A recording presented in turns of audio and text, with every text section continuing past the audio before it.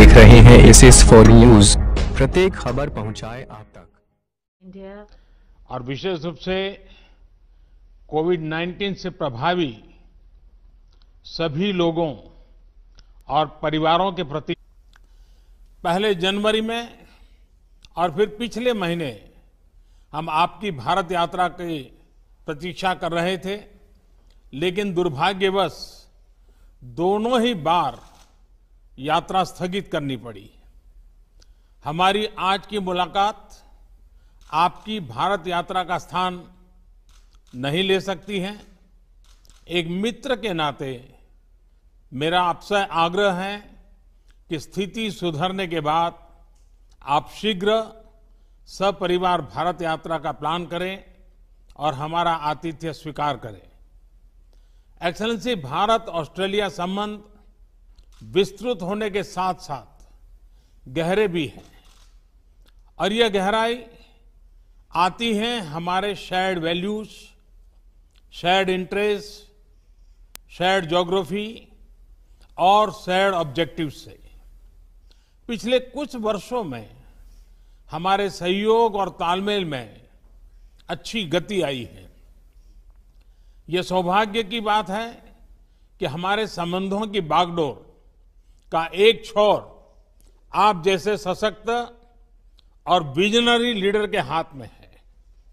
मेरा मानना है कि भारत और ऑस्ट्रेलिया के संबंधों को और सशक्त करने के लिए ये परफेक्ट समय है, परफेक्ट मौका है। अपनी दोस्ती को और मजबूत बनाने के लिए हमारे पास असीम संभावनाएं हैं। ये संभावनाएं अपने साथ चैलेंजेस भी लाती हैं। चैलेंजेस की किस तरह इस पोटेंशियल को वास्तविकता में ट्रांसलेट किया जाए ताकि दोनों देशों के नागरिकों, बिजनेसेस, एकेडमिक्स, रिसर्चर्स इत्यादि के बीच लिंक्स हो और जो और मजबूत बने।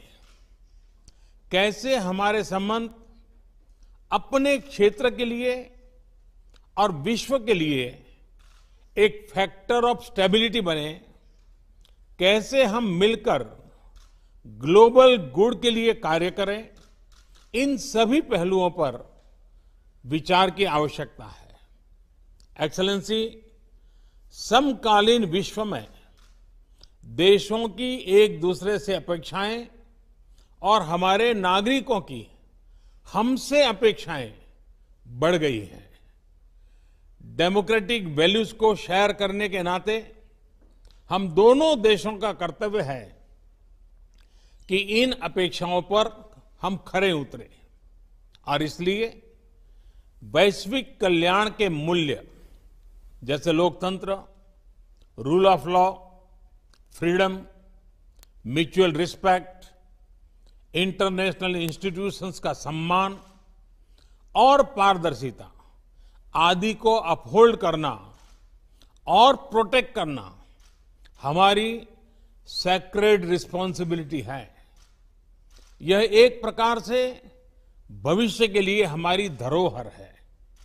आज जब अलग अलग प्रकार से इन वैल्यूज को चैलेंज किया जा रहा है तो हम आपसी संबंधों को मजबूत करके इन्हें सशक्त कर सकते हैं। एक्सेलेंसी, भारत ऑस्ट्रेलिया के साथ अपने संबंधों को व्यापक तौर पर और तेज गति से बढ़ाने के लिए प्रतिबद्ध है।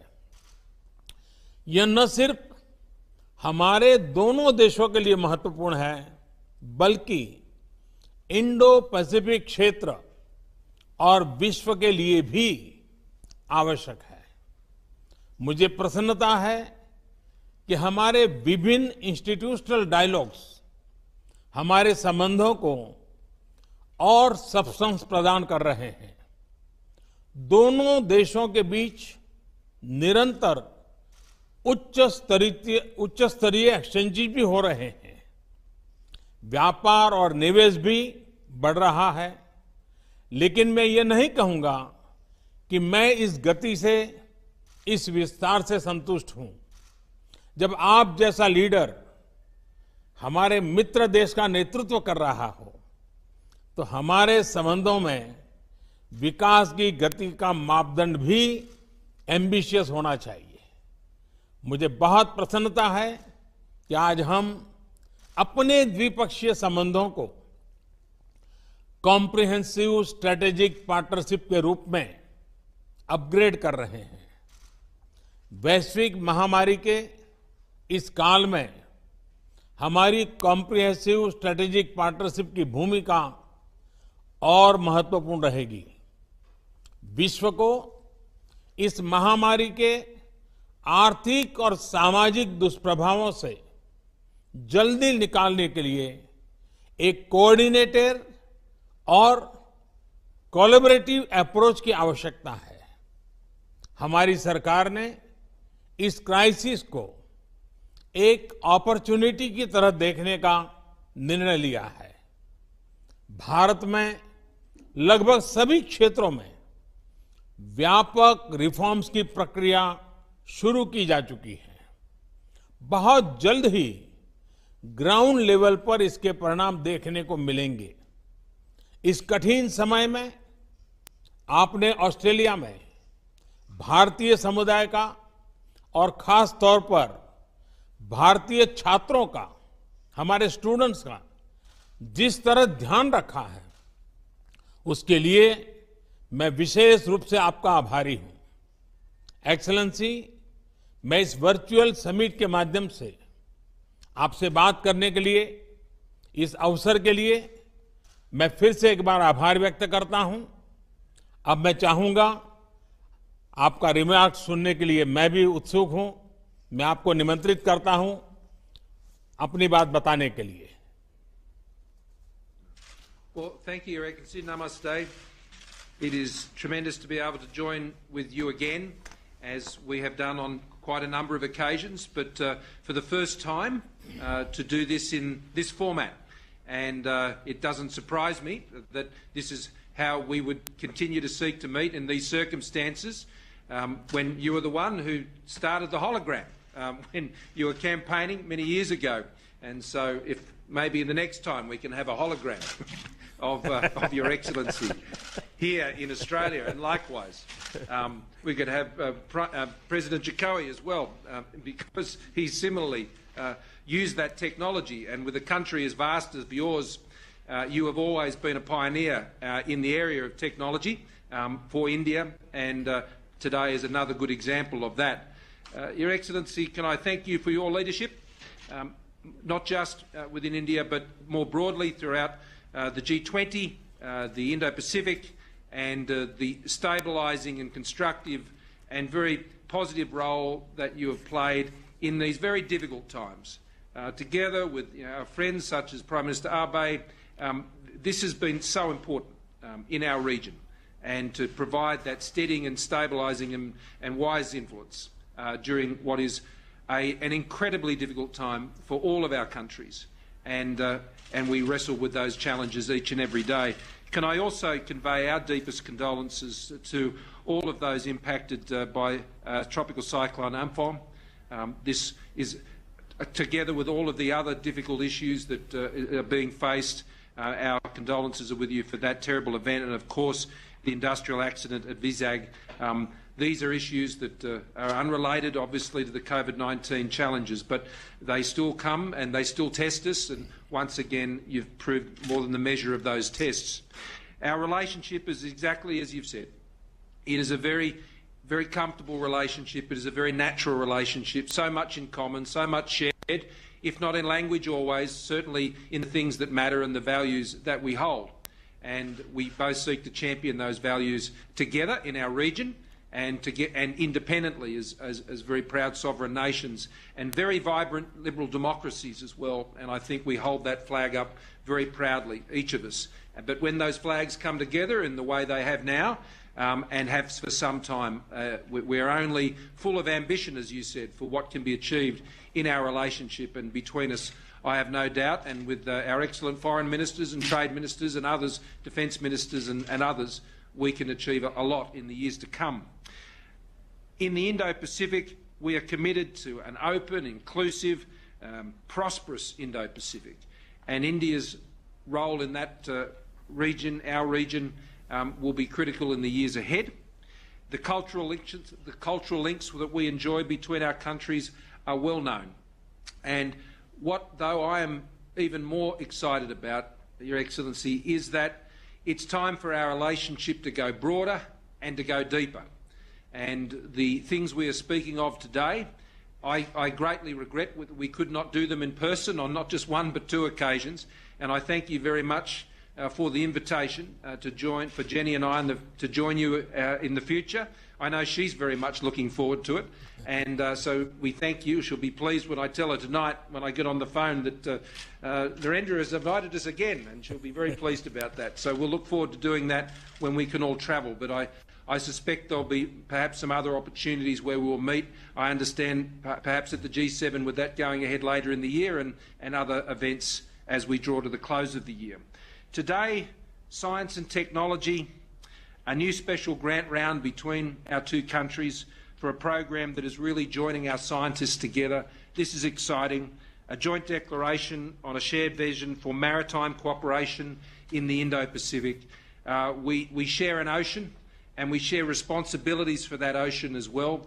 Its health, its well-being, its security, and the relationship we're forming around those issues in our maritime domain, I think, is the platform for so many other things between our countries. The mutual logistics support arrangement and a defence science and technology implementing arrangement. These are the substantial things that good friends develop together that provide the opportunity for the many other commercial opportunities that come our way. In a time like this, we want to deal very much with friends and trusted partners, and this is a partnership which has stood the test time and again, and is during the course of this current crisis. We share a vision for open, free, rules-based multilateral systems in our region, whether that's in the health area or it's in trade or in other places. We engage in those as confident but sovereign nations, advancing, of course, our own interests and mindful of our own domestic challenges. And I think you've navigated that path incredibly well, and we thank you for the way you continue to engage in those fora in such an open and honest and transparent way. The trade and investment flows between our country are not where you or I would both like them to be, but they are growing, and they can grow a lot faster. But I think the comprehensive strategic partnership that we are forming today, going to a whole new level of relationship, will continue to build the trust, because we want commercial and trading relationships that are built on trust. We already see a great movement of peoples in normal times between our countries, and I thank for your comments about the hospitality that is extended to Indian students here in Australia, and we want to continue to see that happen. And we want to see Australian students studying in India as well, as we support and would like to support through the programs that we run here from Australia. I also want to commend India on its leadership in these multilateral forums, particularly on taking over chair of the World Health Organisation's executive board.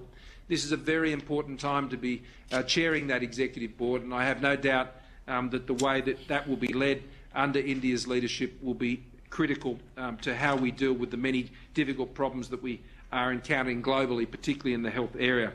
So as we announce agreements also in cyber and science and infrastructure, trade and education, this is a grand portfolio of specific and very practical arrangements that give form and substance to the comprehensive strategic partnership.